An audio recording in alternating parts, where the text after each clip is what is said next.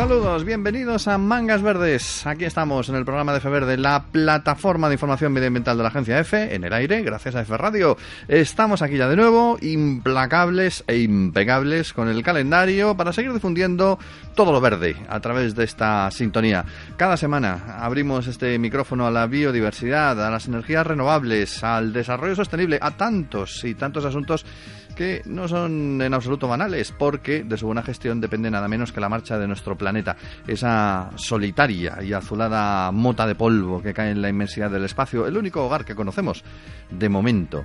En ella estamos flotando hoy, en nuestro planeta azul, planeta verde, con el control de sonido de Alberto Coca. En nombre de la redacción os saluda Pedro Pablo May.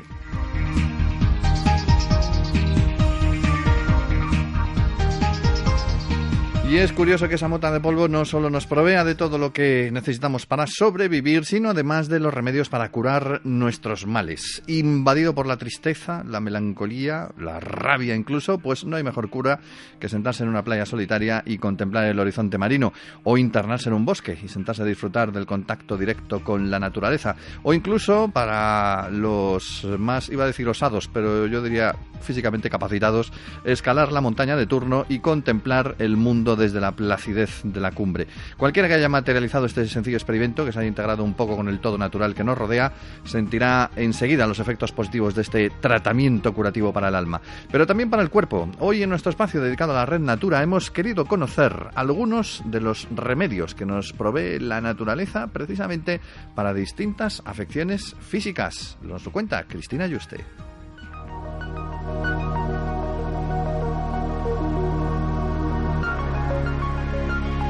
Red Natura 2000. Activa tu auténtica riqueza.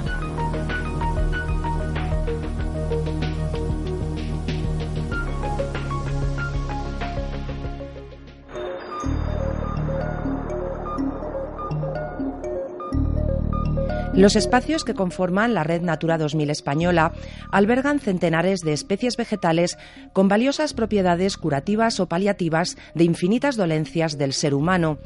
Se calcula que el número total de especies vegetales de uso tradicional, tanto medicinales como comestibles, en la península ibérica y Baleares, supera las 3.000 especies, según el Inventario Español de los Conocimientos Tradicionales relativos a la Biodiversidad, editado por el Ministerio de Medio Ambiente.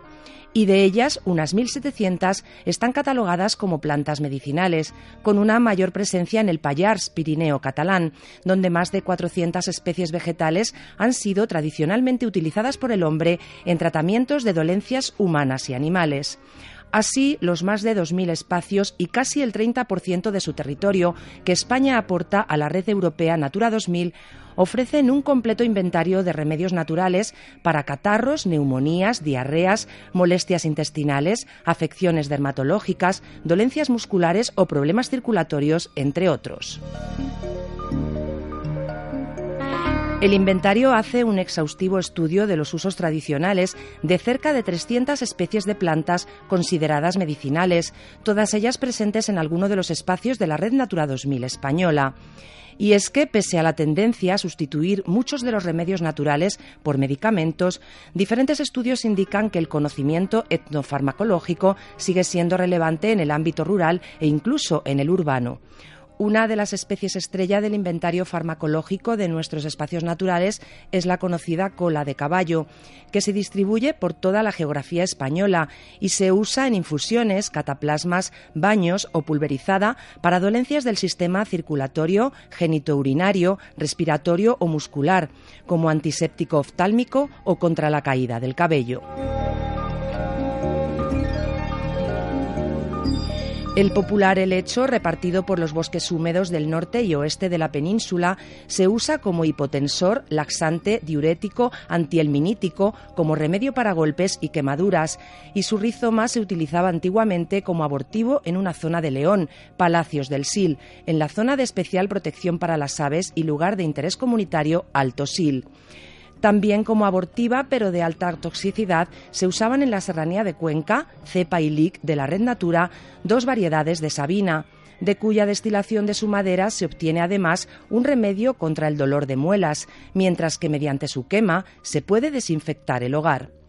En las Islas Canarias, la savia del drago se aplica en empastos contra golpes y contusiones y para tratar quemaduras, mientras que la infusión de sus frutos posee cualidades antitusivas. Las virtudes antiálgicas y antiinflamatorias del árnica son bien conocidas en toda la franja norte de la península por los espacios de la Red Natura 2000 que se extienden desde el Pirineo catalán hasta Galicia. Considerada un antiinflamatorio intestinal ingerida en infusión en pequeñas dosis o contra enfriamientos, sus principales cualidades están asociadas al tratamiento de contusiones, esguinces y luxaciones, lumbalgias, reumas o dolores óseos y musculares. Y repartido por espacios naturales de todas las comunidades autónomas de la península y ambos archipiélagos, el diente de león ofrece remedios contra la hepatitis, los cálculos biliares, la gripe, el colesterol, la diabetes e incluso el cáncer. Menta, orégano, madroño, haya, encina o pino piñonero. Son casi 300 las especies citadas en el inventario español de los conocimientos tradicionales relativos a la biodiversidad por sus propiedades farmacológicas. Espacio realizado con el apoyo del programa Life Plus de la Unión Europea, coordinado por la Sociedad Española de Ornitología y EFE Verde, la plataforma medioambiental de la agencia EFE.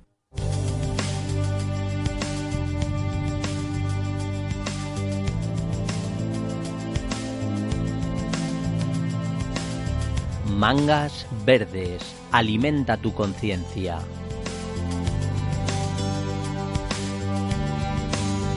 Este miércoles no vamos a hacer un programa monográfico, pero casi. Vamos a hablar de un asunto especialmente espinoso en torno al río Duero, no sobre su cauce en sí, sino por su condición de frontera para una especie animal muy característica de la península ibérica y asociada a multitud de mitos, de leyendas y de prejuicios. El lobo ibérico, para ser exactos, un auténtico superviviente en nuestro ecosistema, más importante de lo que parece para su conservación, que a mediados del siglo XIX se extendía por casi toda España y que fue reduciendo su presencia poco a poco hasta que en el decenio de los 70 del siglo XX pues prácticamente se le podía encontrar apenas en la esquina noroeste peninsular. Hoy ha logrado recuperarse, lo más meritorio lo ha hecho por sí mismo, casi sin apoyo del ser humano, que ha sido su principal enemigo y que sigue siéndolo. Esta recuperación la ha llevado a reconquistar territorios que había perdido hace 80, 90, 100 años y a multiplicar las preocupaciones de los ganaderos que vivían más tranquilos sin él, al sur del Duero, y de las administraciones públicas que oficialmente quieren conservarlo, pero que en la práctica no parece que lo tengan del todo claro. Hoy vamos a conocer más sobre el lobo, sobre los problemas que ha generado su presencia en distintos puntos de España, donde hasta hace poco no estaba y que ha vuelto a reconquistar, y lo vamos a hacer conociendo todos los datos que nos va a facilitar Jorge Echegaray, licenciado en Ciencias Ambientales, que si no lo sabe todo sobre el lobo, es lobo honoris causa, está muy cerca de saberlo. Don Jorge, buenas tardes. Hola, buenas tardes. Muchas gracias por la presentación. Hace poco tuvimos ocasión de recorrer esas tierras castellano-leonesas y comprobar precisamente la diferencia que hay entre el norte y el sur del Duero, sobre todo entre los ganaderos, ¿verdad?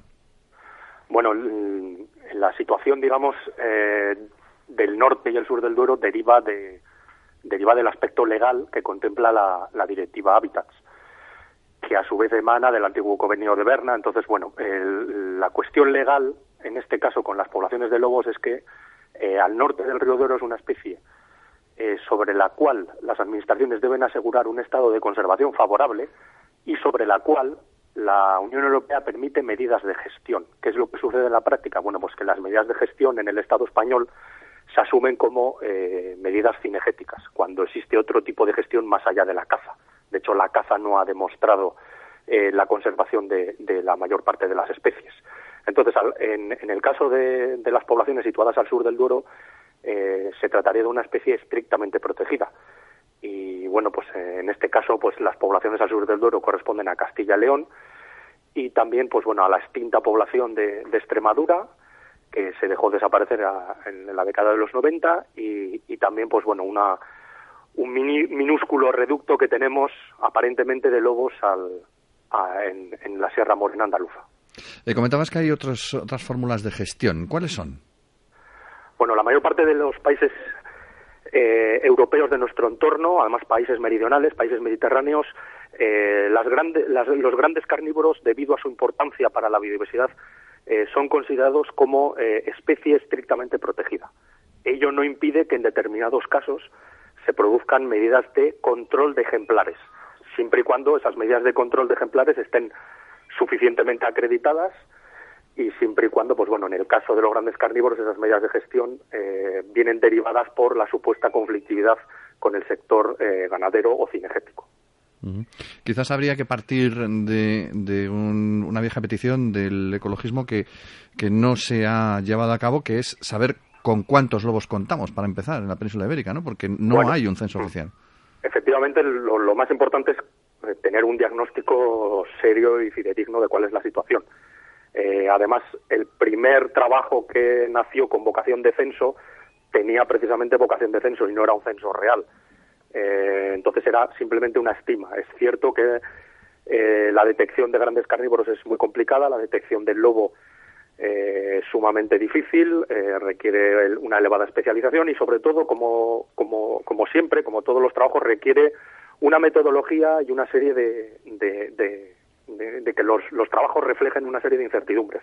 Es decir, cada metodología lleva una serie de sesgos y es necesario conocer esos sesgos. Esos sesgos, en el caso de los lobos, por ejemplo, es que no carecemos de indicadores de esfuerzo. Esos indicadores de esfuerzo nos permiten comparar los trabajos a largo plazo. Bueno, pues en el caso de los lobos no existen esos indicadores de esfuerzo, con lo cual todas las inferencias que se hagan con respecto a tendencias de la población son científicamente inciertas. Y todas esas inferencias, pues bueno, están suponiendo de facto, pues bueno, que se hablen de tendencias en función de las impresiones de determinado tipo de personas. Con lo cual, pues bueno, si ya carecemos de un diagnóstico que nos permita evaluar con precisión pues cuáles son las probabilidades de conservación a largo plazo de los lobos en la península ibérica, o por ejemplo, establecer modelos de idoneidad del hábitat, o por ejemplo, predecir cuál podrían ser los lugares más conflictivos debido a un sistema ganadero que carece de medidas de prevención. Bueno, pues todo ello se debería poner encima de la mesa. Para ello, el Ministerio de Medio Ambiente hace 4 años designó un panel de asesores dentro de la estrategia española de conservación y gestión del lobo, que se supone que debería unificar todos los criterios de gestión de las administraciones, pero lo que tenemos en la práctica es que el lobo es una especie en España casi amenazada, y los dos principales factores de amenaza son la fragmentación de su gestión, es decir, cada administración hace un poco tiene una serie de medidas de gestión completamente dispares, y encima en Portugal las mismas poblaciones están estrictamente protegidas, y la otra es la mortalidad no natural inducida por el ser humano. Es decir, la principal causa de mortalidad en grandes carnívoros, particularmente en el lobo, siempre es el ser humano, directa o indirectamente. Y en el caso del lobo, tanto la caza de forma legal como de forma ilegal es la principal fuente conocida de mortalidad. No hay en estos momentos un número que podamos decir fiable de lobos. O sea, yo te dijera ahora mismo, dime cuántos crees que hay en la península, sería hablar por hablar. O sea, podéis decirme, pues hay 1000, pues hay 2000, pues hay 300, no lo sabemos exactamente. Lo primero que hay que decir es que en España nunca se ha censado el número de lobos. Lo que se ha intentado censar, y han sido estimas, es el número de grupos reproductores, porque es la fracción de la población que es más fácilmente detectable. Entonces, en el año 87-88, cuando se hizo la primera estimación de la fracción reproductora, de la población reproductora de lobos, se estimó que en España podían vivir en torno a 297 unidades reproductoras de lobos, 297 manadas. Esas manadas luego fueron asignadas con un número arbitrario de lobos, entre 5 y 7. Pero a partir de la década de los 90 del siglo pasado, esas manadas se empezaron a estimar por entre 8 o 10 ejemplares de promedio, con lo cual el número real de lobos que se estaban dando tanto en los medios de comunicación como en los informes técnicos de las administraciones que sustentaban los cupos de gestión de los lobos, pues estaban probablemente sobreestimando la población, debido a que además los últimos trabajos científicos sugieren que el tamaño de grupo de los lobos es entre un 30% y un 40% inferior a lo que oficialmente se ha venido estimando. El último conteo regional, el último conteo nacional fue un conteo regional al cual se le incorporó también el censo de Portugal y fue elaborado entre el año 99 y 2003. Fue un conteo elaborado por un grupo de especialistas, y ese conteo suponía la existencia de entre 254 y 322 manadas de lobos entre España y Portugal. Es decir, la situación no había cambiado ostensiblemente. Hablabas antes de algunas medidas preventivas para el tema del ganado. ¿Cuáles son esas medidas que debería tomar cualquier persona que nos escuche, que tenga ganado y que esté inquieta por la presencia del lobo en su tierra? Bueno, la conflictividad de los grandes carnívoros, en particular el lobo, sobre intereses humanos como es la ganadería, está sobradamente conocida. Se saben y se han probado numerosos métodos. Existen numerosos trabajos científicos al respecto y básicamente se podrían reducir en tres, que es la presencia de un pastor. Hay que tener en cuenta que la mayor parte de la ganadería ya no concibe la figura del pastor, especialmente la ganadería en extensivo, la recogida nocturna del ganado y la presencia de perros mastines o perros de guardia que vayan acompañando al ganado. Porque ahora hay mucho ganado que se deja en apriscos por la noche, ¿no? Se los deja solos. Bueno, la mayor parte ya, especialmente con el ganado mayor y en ocasiones también con el ganado menor en las zonas donde no ha habido una presencia reciente y estable de lobos, es cierto que se han relajado ciertas costumbres pastoriles, es decir, lo que se está vendiendo como ganadería tradicional no es lo que verdaderamente supone la ganadería tradicional, de forma que ese trinomio pastor más perros más apriscos, en los cuales se recogía el ganado de forma nocturna y así reducías la mayor incidencia de los lobos sobre la ganadería, pues ese trinomio pues básicamente se ha perdido. Entonces, pues yo invito a cualquier oyente a que se pase por cualquiera de los montes de utilidad pública de nuestro país y que observe cuál es el sistema y el manejo ganadero. Así entre nosotros, ya para ir terminando, ¿tú eres optimista o no respecto al futuro del lobo en la península? Lo que sabemos desde el punto de vista demográfico en los últimos tiempos nos permite tener cierto tipo de optimismo. Lo que sí que es cierto es que algunas poblaciones al sur del Duero, en particular la de Sierra Morena, probablemente están en el umbral de la extinción, si no está extinguida ya, como población. La población que se encontraba en Extremadura, la Sierra San Pedro, que era muy similar a la que se encuentra actualmente en Extremadura, desapareció en Sierra Morena, desapareció a mediados de los 90. La población noroccidental tiene unas elevadas probabilidades de conservación a largo plazo, pero desde el punto de vista demográfico eso no se ha evaluado, y desde el punto de vista genético se ha realizado una evaluación, y esa evaluación genética lo que nos sugiere es que el cuello de botella, es decir, la reducción poblacional que experimentó la población de lobos en el pasado siglo, fue mucho mayor de lo que inicialmente cabía esperar, y eso supuso que esa población en términos efectivos fuera significativamente reducida, lo cual puede condicionar las probabilidades de supervivencia del lobo a largo plazo. Si tenemos en cuenta que existe una elevada fragmentación de la gestión, que las estrategias de gestión están basadas o en el control cinegético o en el control de ejemplares cuando se producen determinados daños, ese optimismo inicial se puede rebajar. Lo que sí que es cierto es que a pesar de todos nuestros esfuerzos en teóricamente controlar la población de lobos, directamente hemos hecho muy poco por la conservación de los lobos, pero indirectamente los lobos evidentemente luchan por sus probabilidades de persistencia a largo plazo, y además existen una serie de cambios socioeconómicos en el medio natural, como la recuperación de presas silvestres, que permiten ser ligeramente optimistas a este respecto. Bueno, el tiempo lo dirá, que es al final el gran juez. Jorge Echegaray, licenciado en Ciencias Ambientales, muchas gracias por habernos acompañado esta tarde y contarnos, ponernos un poco en situación de cómo está la cuestión en torno al lobo. Muchas gracias a vosotros.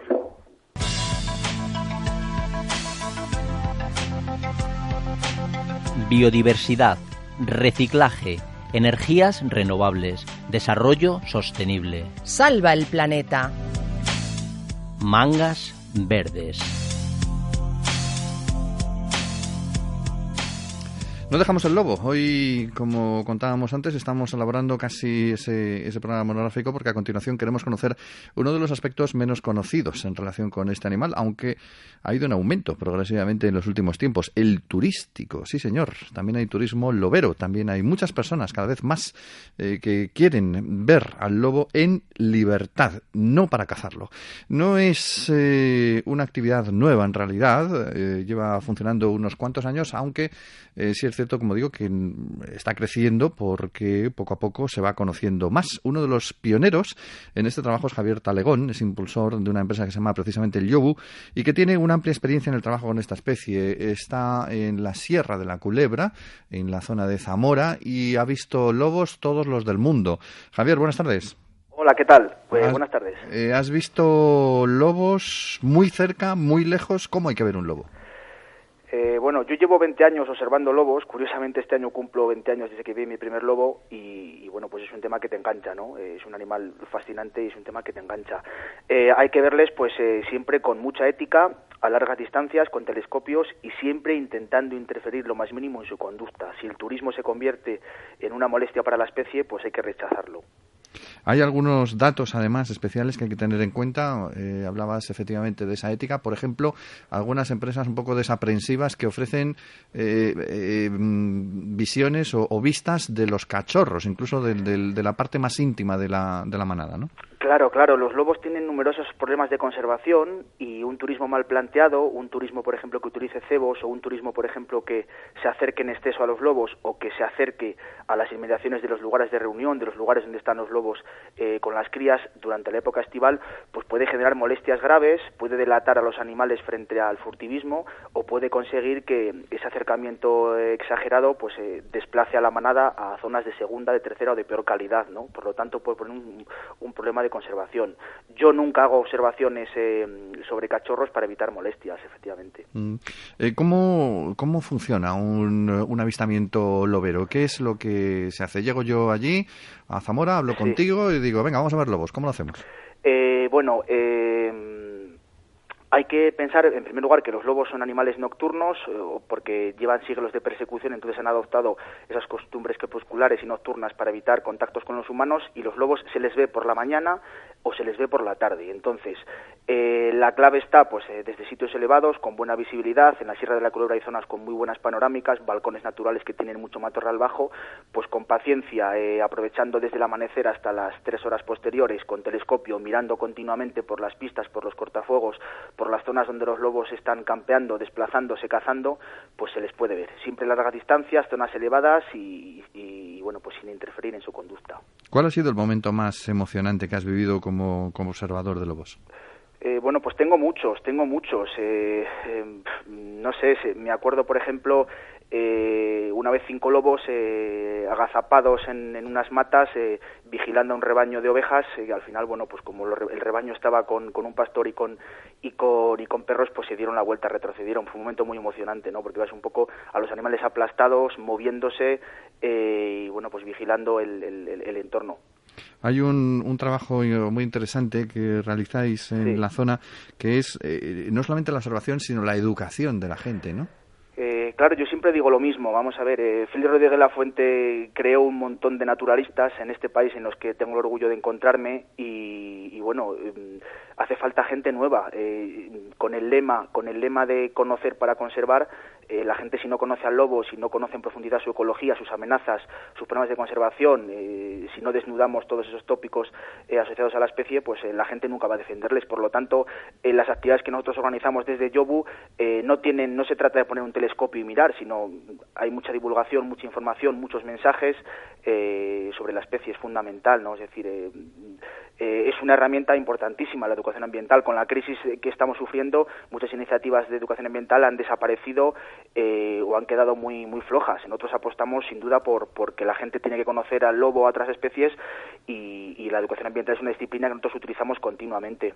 Sin embargo, nos has comentado que hicisteis un estudio no hace mucho sobre la incidencia del turismo lobero en la zona y que dejaba rendimiento interesante, económicamente, quiero decir. Claro, sorprendentemente, a la sociedad o a los gestores o a los políticos, pues les puedes decir que los lobos tienen valores recreativos, éticos, ecológicos, culturales, estéticos, científicos o biológicos, pero si le dices que encima la presencia de lobos vivos en los ecosistemas genera un revulsivo económico, pues probablemente te vaya a escuchar, ¿no? Entonces nosotros hicimos una estimación en 2012 en las casas rurales de la Sierra de la Culebra y vimos que solamente en Comer y en Dormir la gente que se acercaba con el objetivo de ver lobos a la Sierra de la Culebra durante un año estaba dejando cerca de 500.000 euros. A eso tienes que sumarle, pues todos los ingresos derivados, pues yo que sé, del combustible, del merchandising, del café, del sándwich, del supermercado, que son difíciles de cuantificar y que globalmente pues están generando un revulsivo muy importante en la Sierra de la Culebra, muy importante. Por lo tanto, pues es una forma también de demostrar que la presencia de lobos en los ecosistemas tradicionalmente ha sido un problema por el conflicto con la ganadería, pero ahora se está convirtiendo en una ventaja económica importante. Hay alojamientos rurales en la Sierra de la Culebra, pues que tienen hasta el 90% de sus clientes de gente que va a ver el lobo. Por lo tanto, pensar un poco en la red económica que genera un restaurante alrededor, ¿no? El queso, el vino, el chorizo, el pan, el agua, etcétera, etcétera, ¿no? De hecho, está dejando más dinero ya que la caza, bastante más dinero. Efectivamente, en la Sierra de la Culebra el lobo es una especie que se caza y, pues en los últimos años, pues el lobo está dejando aproximadamente unos 50.000, 40.000, 50.000 euros al año la caza del lobo, pero solamente en Comer y en Dormir, en las casas rurales, los naturalistas que van a ver el lobo vivo dejan 10 veces más. Merece la pena, pues, entonces, aprovechar, no sé, ¿cuánto tiempo tú crees que estaría bien? ¿Un fin de semana? Nosotros tenemos actividades de una mañana, tenemos actividades de un día entero, tenemos actividades de fin de semana y luego tenemos también actividades dirigidos a familias. Tenemos una actividad que se llama Lobo en Familia, pues dirigido también un poco a eso, a niños, a adultos, pues una actividad interpretativa asociada al lobo, con muchos mensajes, con talleres, con educación ambiental. Uh-huh. Cualquier opción puede valer, desde luego. Gracias, Javier. Gracias a vosotros por el interés. Un saludo. Buenas tardes. Un saludo.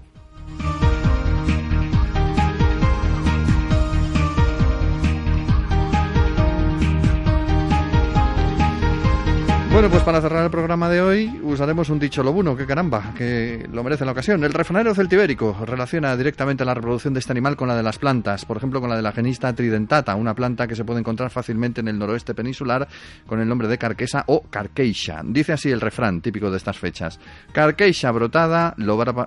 Bueno, vamos a ver si lo digo bien. Carqueixa brotada, loba preñada, carqueixa florida, loba parida. Ahora sí que sí, nos vamos recordando que nuestro correo electrónico es fverde@f.es. Podéis seguirnos en Twitter y en Facebook. Hoy hemos contado con el control de sonido de Alberto Coca. En nombre de todo el equipo os ha hablado Pedro Pablo May. Feliz y verde semana.